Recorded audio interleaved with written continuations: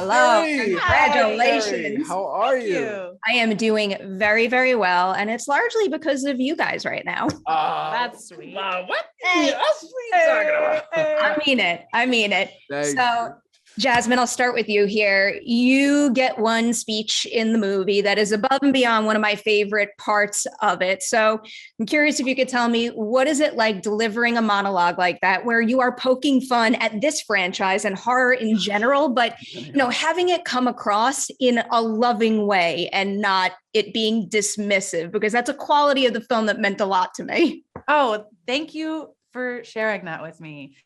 It was exciting and terrifying. There's this feeling of, I don't want to let anyone down. I know that I'm representing an entire community in this monologue and that these words are true and that people do feel this way about this film and other films. And I have so much love for that community of people who are so passionate. I'm a nerd for Broadway. Like, I feel like I could apply the same thing as you might feel about horror films to Broadway and musicals. And like, I just had to approach it as if I was talking about the revival of Company or something. You know what I mean? Because I identify gutturally.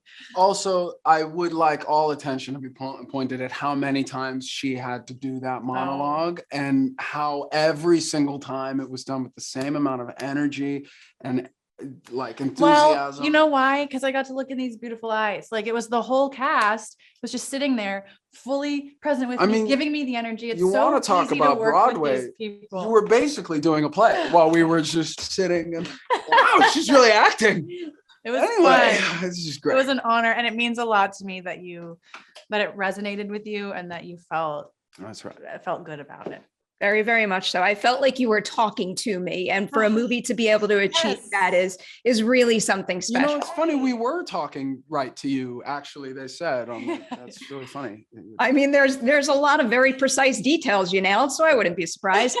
Mason, did you have to do, I guess, any like backstory work with Matt and Tyler in terms of why Chad grew up to be so different from Randy, whereas Mindy, his twin sister, has so many of his qualities? I think Mindy takes up so much space in the Randy atmosphere of the family that he would have no choice but to try and break away, at least in some emotional way. He's also very invested in his girlfriend and like his social life.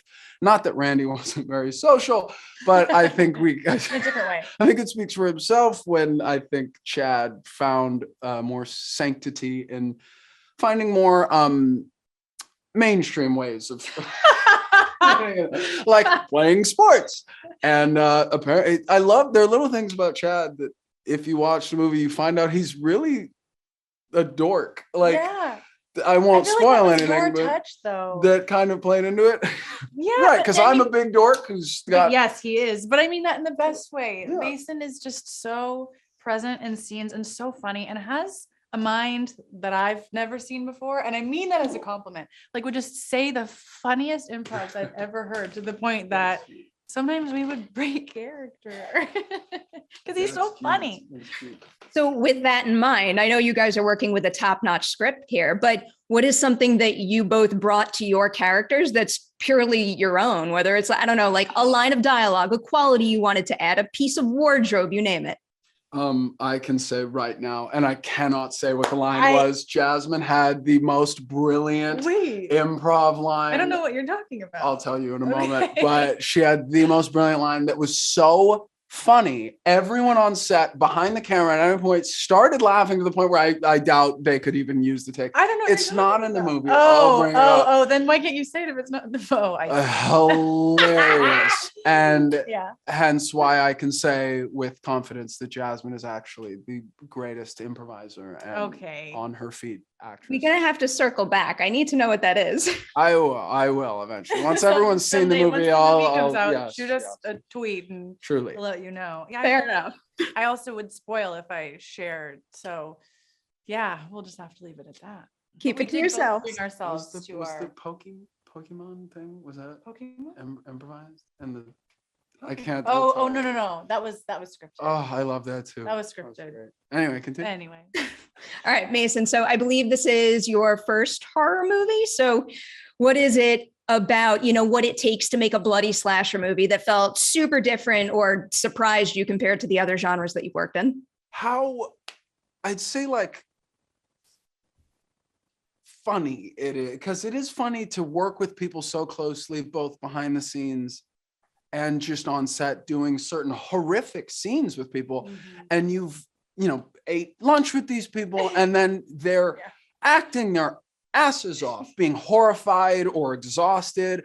And then it's like, cut. And you're like, so anyway, Exactly. But to work on a horror film in general probably is only emblematic of, or a small microcosm of what it is to work on something like Scream, that is such a storied and long-standing franchise, iconic, in which that was incredibly exciting as well as scary, but the actual act of doing it, very funny, very fun, very exciting.